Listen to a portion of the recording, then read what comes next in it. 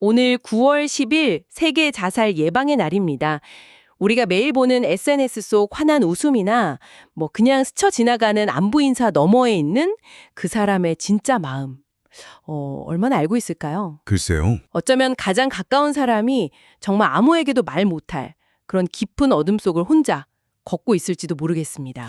네, 안타깝지만 통계가 좀 현실을 보여주죠. 대한민국이 사실 20년 넘게 OECD 자살률 1위라는 좀 불명예스러운 기록을 가지고 있잖아요. 20년 넘게요? 네. 네. OECD 평균의 2배가 넘는 그런 수치고요. 근데 더 가슴 아픈 건 2021년에 심리부검 결과가 나왔는데 자살 사망자의 94%, 그러니까 거의 대부분이죠. 94%요? 네. 네. 이분들이 사망 전에 어떤 식으로든 언어적이든 행동적이든 경고 신호를 보냈다는 거예요. 신호를 보내긴 했군요. 네. 근데 주변에서 그 신호를 갈아차린 경우는 고작 22.7%에 불과했다는 거죠. 와, 94%가 신호를 보냈는데 알아챈 건 23%가 채 안 된다. 정말 좀 충격적인 숫자네요. 그렇죠. 그 신호들이 분명 우리 곁에 있었을 텐데 왜 놓쳤을까? 또 어떻게 하면 알아챌 수 있을까? 이런 질문들이 절로 생기는데요. 그때 한마디만 더 물어볼 걸? 이런 후회는 너무 늦으니까요. 맞습니다. 그래서 오늘 세계보건기구 WHO가 이 생명의 소중함을 일깨우려고 지정한 날이잖아요. 그래서 거창한 구호보다는 그냥 평범한 우리가 할 수 있는 가장 중요한 일. 바로 작은 관심으로 생명을 구하는 기술. 여기에 대해서 좀 깊이 이야기 나눠보려고 합니다. 당신의 그 관심이 누군가의 세상을 어떻게 바꿀 수 있을지 한번 같이 탐구해 보시죠. 먼저 그 신호에 대해서 알아야 할 텐데요. 이게 전문가가 아니어도 알아챌 수 있는 건가요? 주된 사람들이 보내는 구체적인 위험 신호, 어떤 것들이 있을까요? 네, 그럼요. 충분히 가능합니다. 오히려 전문가보다도 가족이나 친구, 동료처럼 가까운 사람들이 일상에서 가장 먼저 알아챌 수 있는 그런 미묘한 근열들로 나타나거든요. 일상에서요? 네, 크게 한 3가지 정도로 나눠볼 수 있을 것 같아요. 첫째는 언어적 신호입니다. 언어적 신호? 아무래도 죽고 싶다, 이런 직접적인 말이 먼저 떠오르긴 하네요. 네, 맞습니다. 그런 직접적인 표현은 당연히 아주 심각한 신호고요. 근데 그거 말고도 예를 들면 나 없으면 다들 편할 거야 라든지 나는 아무짝에도 쓸모없어 이런 자기 비하적인 말. 자기 비하적인 말. 네. 또 더 이상 희망이 없어 같이 좀 절망감을 드러내는 그런 표현들도 주의 깊게 들어야 합니다. 그리고 또 하나는요. 원인을 알 수 없는 두통이나 소화불량 같은 신체적인 고통을 계속 호소하는 경우도 있어요. 몸이 아프다고요? 네. 그게 마음이랑 관련이 있나요? 네. 마음의 고통이 이제 몸으로 나타나는 거죠. 일종의 신체화 증상이라고 볼 수 있습니다. 그렇군요. 두 번째는 이제 행동적 신호인데요. 여기서 핵심은 평소와 다른 급격한 변화예요. 변화요? 네. 예를 들면 갑자기 잠을 전혀 못 자거나 아니면 반대로 너무 많이 자거나 이런 수면 패턴의 변화, 네네. 또 식욕이 뚝 떨어지거나 혹은 폭식을 하는 그런 식습관의 변화 같은 것들이죠. 그리고 또 사람들을 피하고 자꾸 혼자 있으려 한다거나 예전에는 정말 좋아했던 취미 활동 같은 거 있잖아요. 거기에 전혀 흥미를 못 느끼는 모습. 이것도 중요한 신호가 될 수 있습니다. 근데 잠 못 자고 입맛 없는 거 요즘 워낙 번아웃이다 스트레스다 해서 좀 흔하게 나타나는 모습 아닌가요? 그냥 힘들어서 그런가 보다 하고 넘어가기 쉬울 것 같기도 하고요. 바로 그 점이 문제입니다. 예. 우리 사회가 워낙 경쟁적이고 스트레스가 많다 보니까 이런 변화들을 그냥 요즘 누가 안 힘드냐? 번아웃인가 보다 하고 개인의 문제나 그냥 일시적인 현상으로 좀 치부하는 경향이 있어요. 정상화시키는 거죠. 네, 그쵸. 하지만 이게 어쩌면 정신건강 위기의 비상경보일 수 있다는 겁니다. 이걸 감지할 좀 새로운 렌즈, 새로운 인식이 좀 필요한 거죠. 새로운 관점이 필요하다. 네, 특히 더 주목해야 할 행동적 신호는요. 이른바 주변 정리라고 하는 행동입니다. 주변 정리요? 네, 갑자기 아끼던 물건을 남들에게 막 나눠준다거나 주변 사람들한테 연락해서 마치 마지막인 것처럼 작별 인사를 암시하는 말을 하고 심지어 유서를 작성하는 행동. 이건 매우 임박한 위험 신호라서 즉각적인 개입이 필요합니다. 그 정도면 정말 심각한 거네요. 네. 마지막 3번째는 상황적 신호인데요. 개인이 감당하기 어려운 아주 극심한 스트레스 상황에 놓였을 때를 말합니다. 스트레스 상황, 예를 들면 어떤? 예를 들어 실직이라든지 아니면 가까운 사람과의 사별, 이별, 혹은 심각한 대인관계 갈등, 만성질환이나 아니면 극심한 통증 같은 것들이죠. 물론 이런 상황에 처했다고 다 위험한 건 아니에요.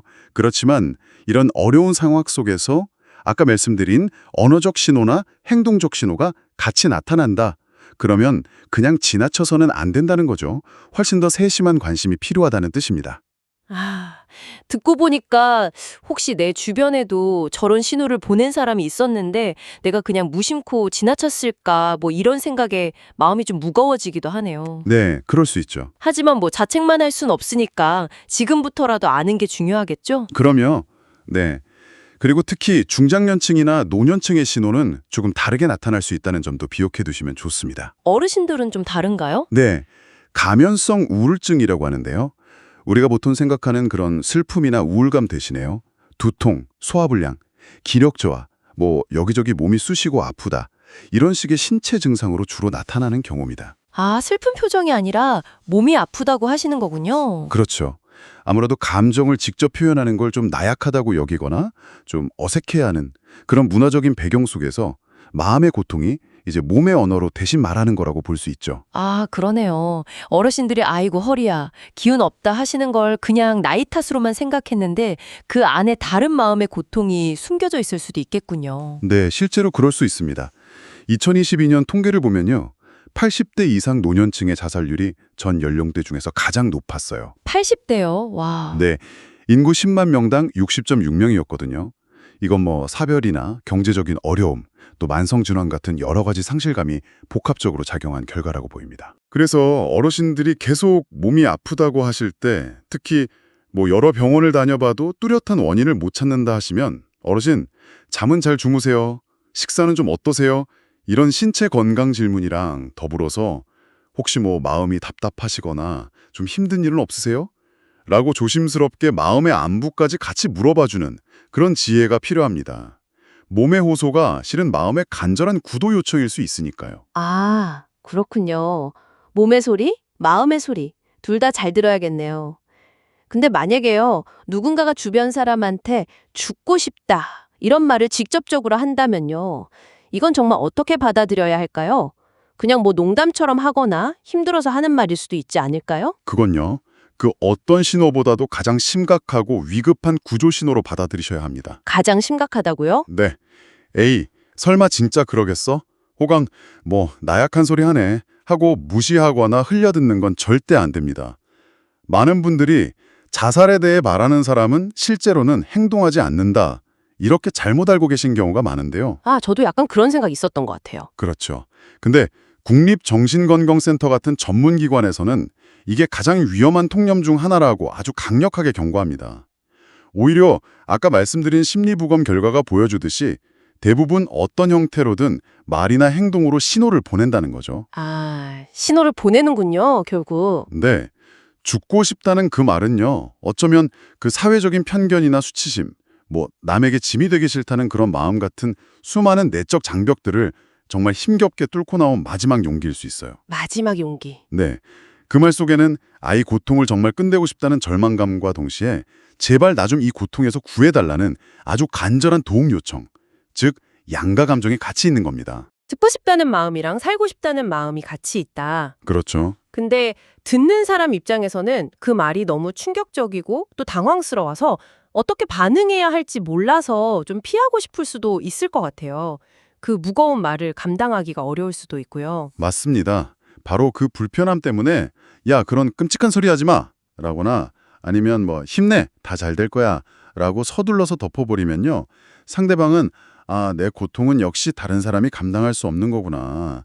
나는 정말 주변에 짐 만드는 존재구나. 이렇게 느끼면서 마지막으로 내밀었던 그 도움의 손길마저 걷어들이게 될 수 있다는 겁니다. 아, 더 절망하게 만들 수도 있겠네요. 그렇죠. 그래서 누군가 죽고 싶다고 말한다면 그건 바로 내 앞에서 울리는 119 구급차 사이렌 소리다. 이렇게 여기시고 하던 모든 일을 잠시 멈추고 그 사람의 이야기에 온전히 집중해야 합니다. 네, 알겠습니다. 119 사이렌 소리 꼭 기억해야겠네요. 신호를 알아차리는 것만큼이나 그럼 어떻게 말을 걸고 또 대화를 시작하느냐? 이게 정말 중요할 것 같은데요.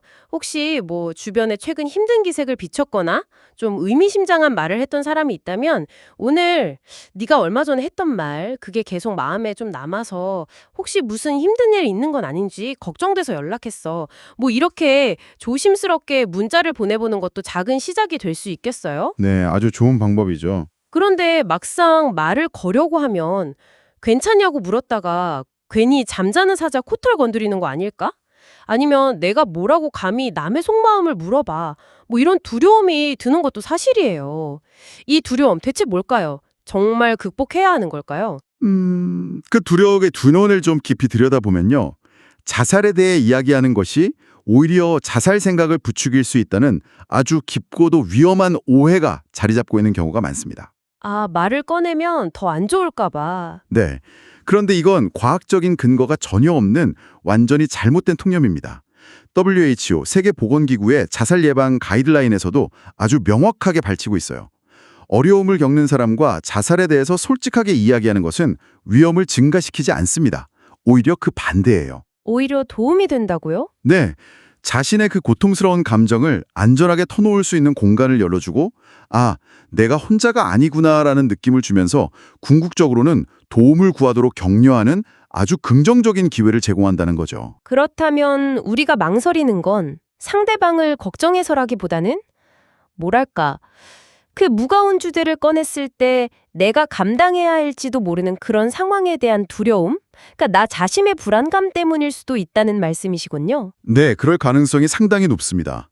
하지만 우리의 침묵은 상대에게 아무도 내 고통에 관심이 없구나, 혹은 내 이런 생각은 너무 끔찍해서 말하면 안 되는 거구나 라는 메시지를 주면서 더 깊은 고립감 속으로 밀어놓을 수도 있는 걸 기억해야 합니다. 아, 침묵이 더 위험할 수 있다. 그렇죠. 그래서 이 두려움은 극복해야 합니다. 질문하는 것은 안전하고 도움이 됩니다. 침묵이 가장 위험합니다. 이건 뭐 감정에 호소하는 이야기가 아니라 전 세계적으로 검증된 공중보건의 원칙입니다. 네, 알겠습니다. 그럼 어떤 말로 또 어떤 분위기에서 대화를 시작하는 게 좋을까요? 좀 구체적인 팁이 있을까요? 대법, 이게 효과적입니다. 나전달법이요? 네, 예를 들어서 너 요즘 왜 이렇게 힘이 없어 보여? 이건 약간 너전달법이잖아요. 상대의 상태를 단정짓는? 아, 그렇죠. 그거보다는 네가 최근에 많이 지쳐 보여서 내가 좀 걱정이 돼. 혹시 무슨 힘든 일이 있는지 괜찮다면 나에게 이야기해 줄 수 있을까?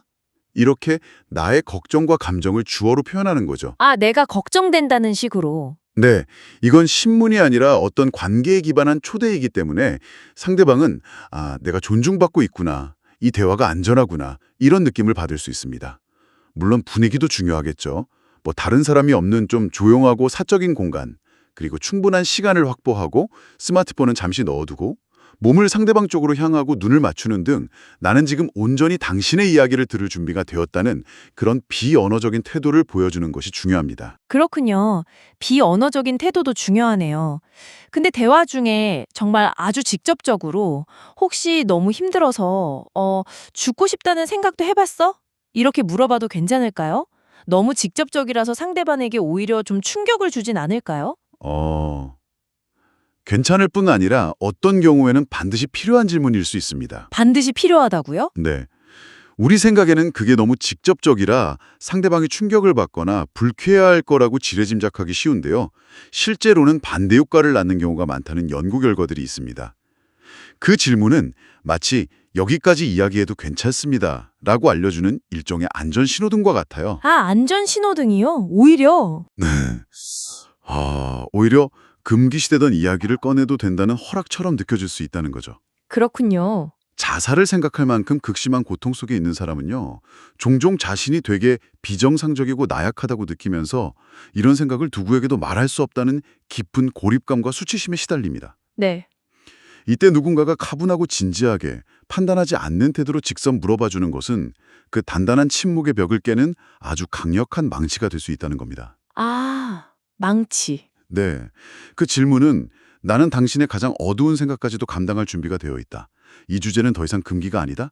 나는 당신을 판단하지 않고 곁에 있겠다. 는 아주 강력한 메시지를 전달합니다. 상대는 비로소 안도감을 느끼면서 자신의 고통을 언어로 표현할 허락을 받았다고 느끼게 되는 거죠. 허락이요? 네, 위험에 빠뜨리는 게 아니라 가장 깊은 수준의 안전함과 신뢰를 제공하는 어쩌면 생명을 구하는 결정적인 첫걸음이 될 수 있는 겁니다. 와, 어떻게 물어야 할지 알게 된 것만으로도 뭔가 큰 용기를 얻은 느낌인데요. 듣고 계신 당신도 혹시 마음속에 걱정되는 그 사람이 있다면 나아 전달법으로 어떻게 말을 걸 수 있을지 한번 문장으로 적어보세요. 뭐 예를 들면 내가 요즘 통 웃지를 않아서 내가 마음이 좀 쓰여서 연락했어. 별일 없지? 처럼요. 꼭 뭐 바로 보내지 않아도 좋습니다. 이렇게 마음을 준비하는 것 자체가 소중한 연습이니까요. 네, 좋은 연습이죠. 그런데 막상 대화를 시작해도 위로한답시고 힘내, 긍정적으로 생각해봐. 아니면 뭐 너보다 힘든 사람도 많아. 이런 말을 저도 모르게 하게 될 때가 있잖아요. 저도 사실 무시먹고 쓸 때가 있고요. 이런 말들이 좋은 의도에도 불구하고 왜 오히려 독이 될 수 있는 걸까요? 이것도 혹시 앞서 말한 그 듣는 사람의 불편함과 관련이 있을까요? 네, 그럴 수 있습니다. 물론 좋은 의도에서 나온 말이라는 걸 알지만 깊은 절망에 빠진 사람들에게는 종종 그게 정반대의 효과를 냅니다. 왜냐하면 이런 말들은 본의 아니게 상대방의 감정을 평가하고 축소하기 때문입니다. 아, 평가하고 축소한다? 네, 힘내라는 말은 넌 지금 충분히 힘을 내고 있지 않다는 약간의 비난처럼 들릴 수도 있고요. 긍정적으로 생각해는 네가 느끼는 이 부정적인 감정은 틀렸다. 는 어떤 판단처럼 느껴질 수 있죠. 또 비교하는 말은 내 고통은 별것 아니다 라고 하찮게 여기는 것처럼 해석될 여지가 있습니다. 네, 듣고 보니 그러네요. 상대방이 느끼는 그 거대한 고통을 마치 마음만 먹으면 해결될 수 있는 것처럼 격화시키고 그 사람의 고통스러운 감정적 현실 자체를 부정하는 셈이 되는 거죠. 이런 반응은 아까 말씀하신 것처럼 상대방의 힘든 감정을 마주하는 것이 좀 불편한 우리 자신의 마음에서 비롯될 수도 있습니다. 아, 내 마음이 불편해서. 네, 그 부정적인 감정을 빨리 해결해서 이 불편한 상황에서 좀 벗어나고 싶은 그런 무의식적인 욕구의 발현일 수 있다는 거죠.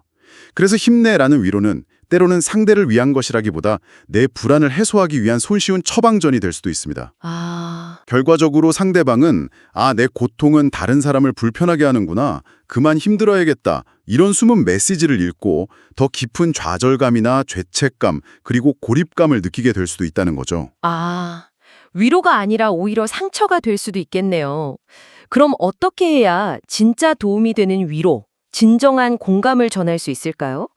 뭔가 해결책을 제시해줘야 할 것 같은 그런 부담감도 좀 드는데요. 네, 바로 그 해결책을 내가 줘야 한다는 부담감을 내려놓는 것이 핵심입니다. 내려놓는 거요. 네, 해결책 제시가 아니라요. 상대방이 느끼는 그 고통스러운 감정을 판단 없이 있는 그대로 인정해주고 그 감정 속에 잠시 함께 머물러주는 공감적 경청이 필요합니다. 조언하고 싶은 욕구, 평가하고 싶은 마음을 잠시 내려놓고 상대방의 신발을 신고 그 사람의 세상으로 들어가서 함께 느끼려는 진심 어린 노력이라고 할 수 있습니다. 공감적 경청, 어떻게 하는 건가요? 한 3단계 정도로 나눠볼 수 있는데요. 첫째는 감정 그대로 인정하기입니다. 감정 인정하기. 네, 예를 들어 상대가 정말 다 끝내고 싶어 이렇게 말할 때 에이 그런 생각하지 마 라고 막기보다는 모든 걸 다 끝내고 싶다고 느낄 만큼 지금 정말 절망스럽구나 처럼 상대방이 표현한 감정을 거울처럼 비춰주는 거예요. 내가 당신의 말을 정확히 듣고 있고 그 감정을 이해하려고 노력하고 있다는 걸 알려주는 거죠. 아, 비춰주기. 네. 둘째는 고통을 털어놓은 용기를 칭찬하기입니다. 용기를 칭찬한다고요? 네, 이렇게 말하기 힘든 속마음을 용기 내서 털어놓았다는 그 사실 자체를 인정해주고 지지해주는 거죠. 와, 이렇게 힘든 마음을 나를 믿고 이야기해줘서 정말 고마워. 얼마나 힘들었을까? 이렇게 말해주면 상대는 자신이 나약한 존재가 아니라 어려운 상황에서도 도움을 요청할 줄 아는 용기 있는 사람이라고 느끼게 됩니다. 이게 강력한 지지가 되죠. 그렇네요. 네. 그리고 셋째는 판단 없이 곁에 함께 있겠다고 약속하기입니다. 내가 완벽한 해결책을 줄 수는 없겠지만 네가 이 힘든 시간을 통과하는 동안 무슨 일이 있더라도 네 곁에 함께 있을게. 이렇게 말해주는 겁니다. 해결사가 되어주겠다는 약속이 아니라 너는 혼자가 아니다라는 따뜻한 연대의 약속인 거죠. 아, 연대의 약속. 해결사가 아니라 동반자. 그렇죠. 근데 만약에요, 상대가 너무 지쳐서 혹은 말하기가 힘들어서 아무 말도 하지 않을 때는 어떻게 해야 하나요? 침묵이 흐르면 괜히 어색해서 뭐라도 말을 해야 할 것 같은데요? 네, 그럴 때 있죠. 때로는 너무 지치고 압도당해서 아무 말도 할 수 없을 때가 있습니다. 그럴 때 어색하다는 이유로 억지로 침묵을 깨고 이런저런 말을 막 늘어놓기보다 그냥 조용히 함께 있어주는 것, 즉 동반자적 침묵이 가장 깊은 위로가 될 수 있습니다. 동반자적 침묵이요. 네. 침묵은 소통의 단절이 아니라 그 자체로 아주 강력한 비언어적 메시지를 전달합니다. 우리가 조급해하지 않고 그냥 고요히 곁을 지키는 행동은 억지로 말하지 않아도 괜찮아, 아무 말 안 해도 돼, 나는 기다릴 수 있어 라고 말하는 것과 같습니다. 조용히 옆에 앉아서 따뜻한 차 한 잔을 건네거나 뭐 괜찮다면 어깨를 가볍게 감싸주는 것만으로도 충분합니다. 그 침묵 속에서 상대방은 이 사람은 내 고통의 무게 앞에서 도망가지 않는구나 라는 진실된 약속을 느낄 수 있습니다. 그렇군요. 침묵도 대화가 될 수 있네요. 해결책을 줘야 한다는 부담을 내려놓으니까 한결 마음이 가벼워지셨을 겁니다. 우리는 해결사가 아니라 동반자가 되어주면 되는 거였네요. 네, 맞습니다. 다음번에 누군가 당신에게 힘든 이야기를 털어놓을 때 내 생각에는 이렇게 조언하기 전에 먼저 그랬구나, 정말 힘들었겠다 라고 상대방의 감정만이라도 한번 되짚어주는 연습을 해보시면 어떨까요? 네, 좋은 연습이죠. 그런데 우리가 아무리 공감하고 지지해도 결국 모든 걸 다 해결해 줄 순 없잖아요. 우리의 역할에는 분명히 한계가 있을 텐데요. 정확히 어디까지가 우리의 역할이고 또 언제 전문가의 도움이 필요하다 이렇게 판단해야 할까요? 네, 그게 아주 중요한 질문인데요. 가장 중요한 원칙은 나는 치료사가 아니다 라는 사실을 명확하게 인지하는 것입니다. 나는 치료사가 아니다. 네, 우리의 역할은 문제를 직접 해결하는 해결사가 아니라 도움이 절실히 필요한 사람과 전문적인 도움을 연결해주는 다리가 되는 것입니다. 어설픈 상담이나 조언은 오히려 상황을 악화시킬 수도 있어요. 그럴 수 있죠. 네, 우울증이나 자살사고는 단순히 의지의 문제가 아니라 뇌 신경 전달 물질의 불균형과 같은 의학적인 도움이 필요한 질병일 수 있기 때문에 반드시 전문가의 진단과 치료가 필요합니다. 전문가 도움이 필요한 시점은요, 아까 이야기 나눴던 그 위험 신호들이 있죠. 언어적, 행동적, 상황적 신호. 이런 게 뚜렷하게 나타날 때입니다. 특히 자살 생각이나 구체적인 계획을 직접적으로 표현할 때는 즉시 전문가의 개입이 필요하고요. 즉시요? 네. 또한 일상생활, 예를 들어 직장이나 학교, 대인관계 이런 걸 유지하기 어려울 정도의 극심한 무기력감 혹은 심각한 불면이나 과수면, 식욕부진이나 폭식 같은 증상이 2주 이상 지속될 때 이때도 주요 우울장애를 의심해 볼 수 있기 때문에 전문가 상담을 적극적으로 권해야 합니다. 2주 이상이요? 네, 우리의 역할은 그들이 안전하게 전문가에게 닿을 수 있도록 손을 잡아주고 정보를 찾아주고 필요하다면 병원에 같이 가주거나 예약을 도와주는 등 든든한 다리 역할을 충실히 하는 데까지입니다. 내 역할의 한계를 아는 것이 나와 상대방 모두를 안전하게 지키는 길입니다. 그렇군요. 다리 역할. 그럼 도움을 요청할 수 있는 전문 기관에는 어떤 곳들이 있고 어떻게 연락해야 하는지 미리 좀 알아두면 좋겠네요. 막상 위기 상황이 닥치면 당황해서 찾기 어려울 수도 있으니까요. 네, 맞습니다. 당황하지 않고 신속하게 연결하려면 미리 알아두는 게 중요하죠. 다행히 우리나라에는 24시간 운영되는 국가공인 위기 상담 시스템이 잘 갖춰져 있습니다. 다행이네요. 네, 최소한 이 네 가지는 꼭 기억해 두시면 좋습니다. 첫째, 자살 예방 상담 전화 국번 없이 1393입니다. 1393이요? 네, 24시간 언제든 위기 상담과 긴급 개입 요청이 가능하고요. 가장 급박한 상황일 때 가장 먼저 전화해야 할 곳입니다. 참고로 이게 더 기억하기 쉽도록 2025년부터는 109번으로 통합 운영될 예정이라고 합니다. 109번으로요? 더 쉽네요. 네, 둘째는 정신건강 위기 상담 전화 국번 없이 1577-0199입니다. 1577-0199. 네, 여기도 24시간 운영되고 전반적인 정신건강 문제에 대한 상담과 함께 필요하면 지역 정신건강복지센터로 연결해주는 역할을 합니다. 셋째는 바로 이 정신건강복지센터인데요. 전국 시군구마다 설치되어 있어서 1577-0199에 문의하시면 내 주변 가장 가까운 센터를 안내받을 수 있습니다. 동네마다 있군요. 네, 지역 주민을 대상으로 사례 관리, 상담, 재활 프로그램 운영, 또 치료비 지원 연계 같은 지속적이고 포괄적인 정신건강 서비스를 제공하는 핵심 기관입니다. 넷째는 오랜 역사를 가진 민간기관인데요. 생명의 전화도 있습니다. 지역별 번호가 있지만 대표적으로 1588-9191 같은 번호가 있고요. 역시 24시간 위기 상담을 제공합니다. 1588-9191. 네. 특히 109번, 현재 1393은 가장 긴급한 자살 위기 상황에 특화된 번호라서요.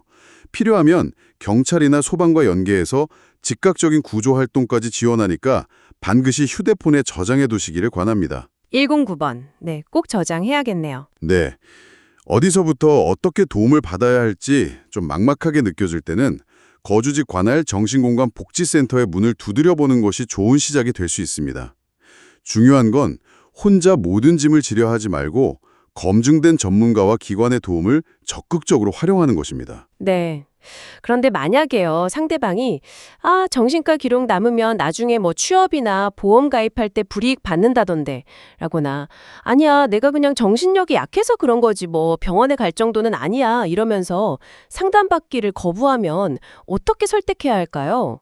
이런 편견 때문에 문턱을 넘기 어려워하는 경우가 정말 많잖아요. 맞습니다. 여전히 우리 사회에 깊이 뿌리 박힌 그 정신질환에 대한 편견과 낙인이 도움을 받는데 가장 큰 걸림돌 중 하나죠. 네. 이럴 때 뭐 비난하거나 강요하는 대신에요.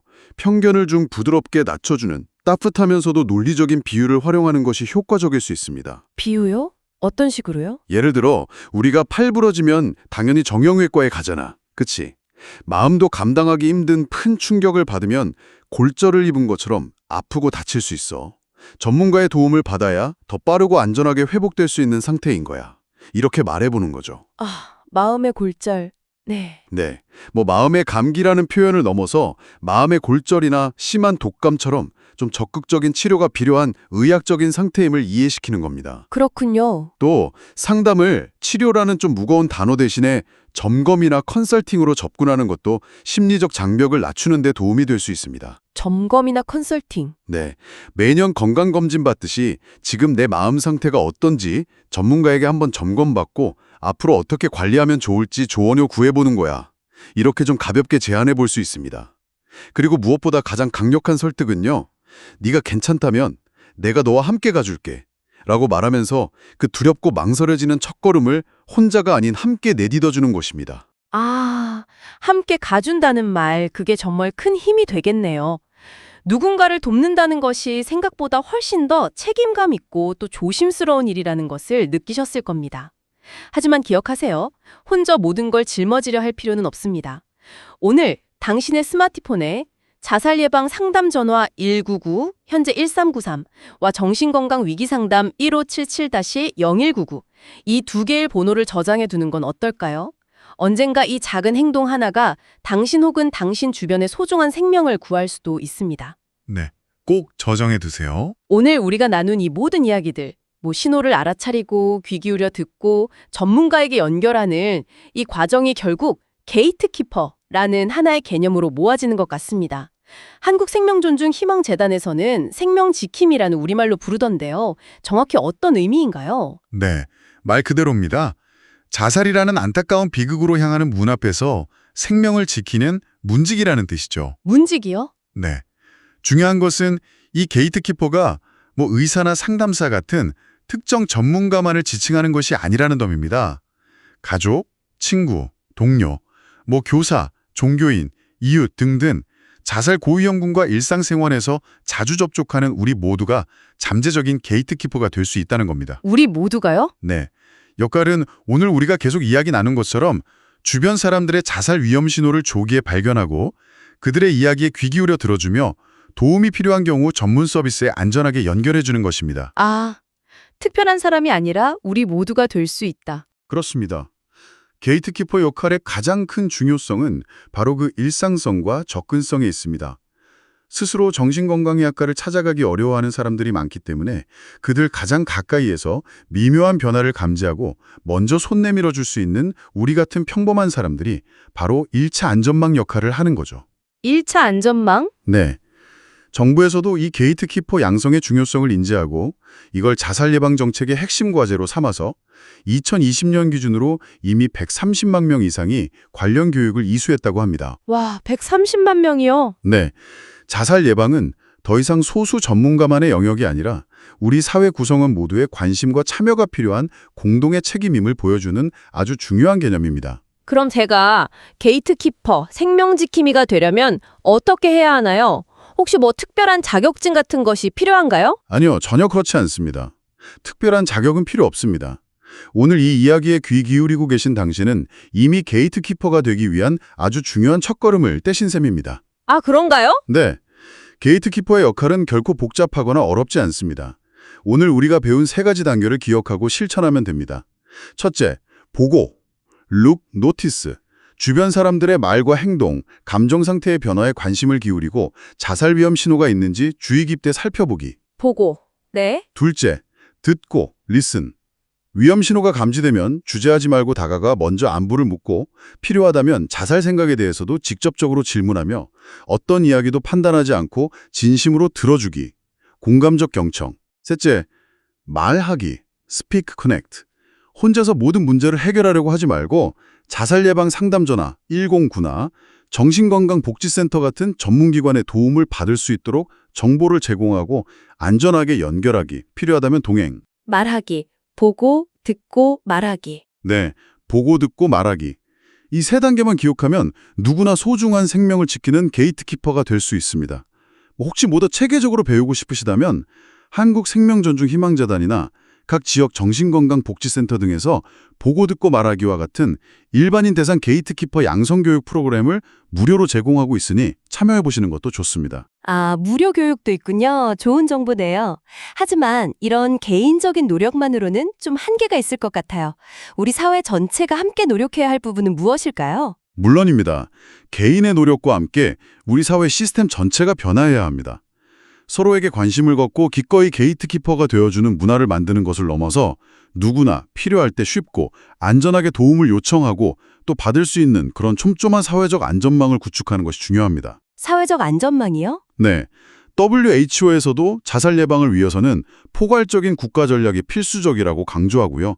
우리 정부 역시 제5차 자살 예방 기본계획 2023-2027 이걸 통해서 2027년까지 자살률을 OECD 평균 수준인 인구 10만 명당 18.2명까지, 그러니까 현재보다 한 30% 이상 감축하겠다는 목표를 세웠습니다. 30% 감축 목표? 네. 네, 이를 위해서 전 국민 마음건강 투자를 확대하고 정신건강 검진 주기를 기존 10년에서 2년으로 단축하고 또 청년층을 위한 SNS 기반 상담을 도입하고 자살 유족에게 필요한 서비스를 원스톱으로 지원하는 등 다양한 정책들을 추진하고 있습니다. 정책적인 노력도 중요하군요. 네, 그런데 이러한 정책적 노력과 더불어 반드시 필요한 것이 바로 문화적 변화입니다. 문화적 변화. 예, 정신질환이나 정신과 치료에 대한 사회적 편견과 낙인을 해소하고 나 힘들다 하고 솔직하게 말하는 것을 약함이 아니라 용기로 받아들여주는 그런 사회적 분위기를 조성해야 합니다. 또 언론은 자살 사건을 보도할 때 구체적인 방법이나 장소를 묘사하지 않는 등 자살 보도 권고 기준 이걸 철저히 준수해야 하고요.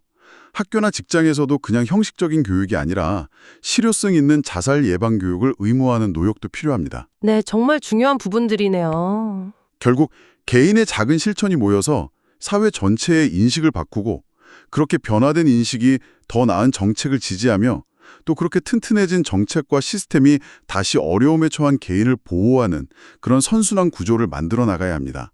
오늘 당신의 작은 관심과 실천 하나하나가 우리 사회를 더 안전하고 따뜻하게 만드는 변화의 씨앗이 될 수 있습니다. 아, 오늘 이야기를 쭉 나눠보니까요. 결국 생명을 구하는 열쇠는 아주 특별하거나 거창한 데 있는 것이 아니었습니다. 바로 내 옆 사람의 작은 목소리, 스쳐 지나가는 표정 속 신호를 알아채고 요즘 어때? 라고 따뜻하게 물어봐주는 당신의 관심, 바로 그것이었네요. 우리 모두는 서로에게 다정한 생명지킴이, 게이트키퍼가 될 수 있습니다. 네, 서로의 안부를 묻는 것이 어색하지 않고 또 나 요즘 너무 힘들어 라고 말하는 것을 이상하게 보지 않고 오히려 용기 있다고 격려해주는 사회를 한번 상상해 보십시오. 그런 사회라면 적어도 외로움과 절망 속에서 혼자 고립되는 사람은 훨씬 줄어들지 않을까요? 네, 정말 그런 사회가 되면 좋겠습니다. 오늘 너무 큰 다짐은 잠시 접어두고요. 그냥 한동안 연락에 뜸했던 친구나 가족, 혹은 요즘 좀 힘들어 보였던 동료에게 짧은 문자 메시지 하나 보내보는 건 어떨까요? 요즘 어떻게 지내? 별일 없고? 그냥 네 생각나서 연락해봤어. 어쩌면 그 짧고 소박한 문자 하나가 누군가의 길고 어두운 밤을 밝히는 작은 등불이 되어줄지도 모릅니다. 네. 도움이 필요할 때 연락할 수 있는 주요 상담 전화번호를 다시 한번 안내해 드리겠습니다. 자살 예방 상담 전화는 국번 없이 109번 24시간, 정신건강 위기 상담 전화는 1577-199번 24시간, 그리고 상명의 전화는 1588-9191번 24시간입니다. 꼭 기억해 두세요. 당신의 관심이 생명을 살립니다.